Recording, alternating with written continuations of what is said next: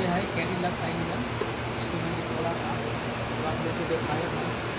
इसका कनेक्टिंग का प्रॉब्लम था, साउंड आ रहा था। अभी धो का मदाई हो गया इसका फाइनली, और ये भी ला रहा हूँ इंस्टॉल करने, थोड़ा लगाने के लिए बाकी सामान इंस्टॉल करना क्या लेगा होगा।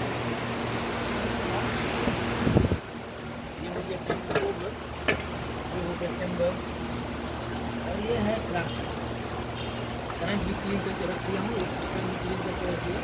पिस्टन पुराना ही है, बस उसको लगाने जा रहा है। और ये तो बस लिफ्टर है, लगाने का